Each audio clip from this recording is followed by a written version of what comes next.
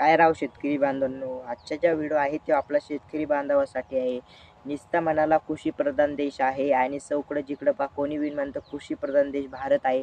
पण त्याच्यामध्ये एवढं बी सुद्धा होऊ शकत नाही का शेतकऱ्यांना रात्रीची लाईट का दिली जाते, कहून दिली जाते याच्यावर सुद्धा सरकार बोलत नाही. का हो?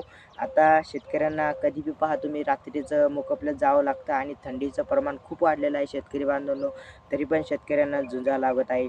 म्हणजे अशी थंडी झाली आहे चौकडं बघू शकता तुम्ही अशा राज्यात थंडी चालू आहे. 12-1ला मी रात्री वारीला गेलो. आमच्याकडे रात्रीची लाईट चालू आहे. तर अशी थंडी वाजते की शेकोटीसुद्धा पेटत नाही. आगकडीसुद्धा शेतकऱ्याकडे असून सुद्धा पळकाटीसुद्धा घेऊन इतकी गारवा चालू आहे.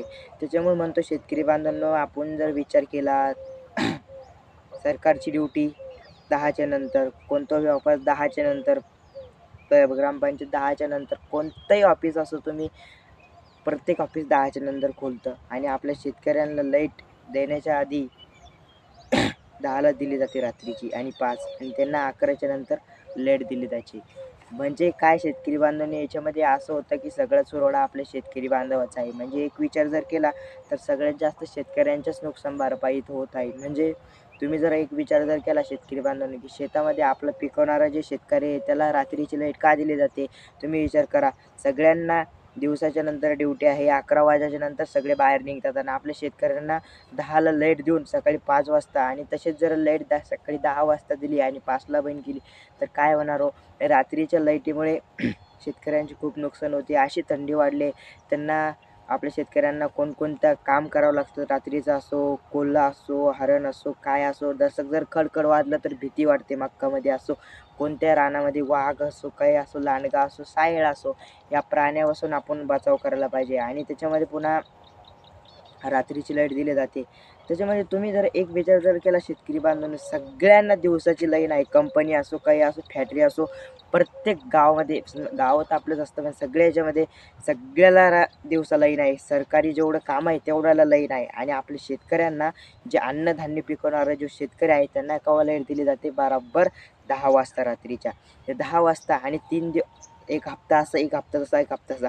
त्याच्यापुरतं तिन्ही हप्त्याचे जर दिले आणि या थंडीच्या दिवसामध्ये काही शेतकऱ्यांना तर रात्रीच जावं लागतं. काही जनावराचं भीती न वाटता, काही नाही वाटतं ते शेतामध्ये जाऊन काम करतात बघा रात्रीचे. आता विचार जर केला शेतकरी बांधवांनो याच्यात नुकसान फक्त आपल्या शेतकऱ्याची ते बरं कसं काय? तुम्ही विचार करा. तुम्ही जर आपण 10ला लाईट सोडता. 10ला लाईट सोडत असलेलं सकाळी 5 पर्यंत लाईट देत असतात. मग तुमच्याकडे काय टाईम आहे ते काही मला माहीत नाही. रात्रीच्या लाईनमध्ये असं अवघड आहे की शेतामध्ये जायचं म्हणलं तर काम करायचं म्हणलं तर किती भीती वाटते इकडून-तिकडं. पुन्हा आपल्या हातामध्ये छड्या नेणं काय किती अवघड आहे. त्याच्यामुळे शेतकरी बांधवांनो शेतामध्ये रात्रीची बारी देत असताना तर तुम्ही तुमच्या स्वतःची सुद्धा काळजी घ्यायची आणि पोषक कसं असला पाहिजे ते पण सांगतो. शेतामध्ये काम करत असताना तुमच्या हातामध्ये सोडर असलं पाहिजे. तुमच्या हातामध्ये एक पाव ती फावडं असतं का ते असलं पाहिजे. हाताने उकरताना फावड्यानं उकरलं पाहिजे. हातमोजे असले पाहिजे. सगळं तुमच्याकडे ऑलोपेन असलं पाहिजे. पायामध्ये लंबाले बुटं असले पाहिजे. रात्रीच्या लाईनीमध्ये पोषक असा असायला पाहिजे की तुमच्यामध्ये काहीतरी इचू असा काटा असो काही असो म्हणजे ते आपल्याला शेतकऱ्यांना जास्त नुकसान होणार नाही असं असलं पाहिजे पोषक.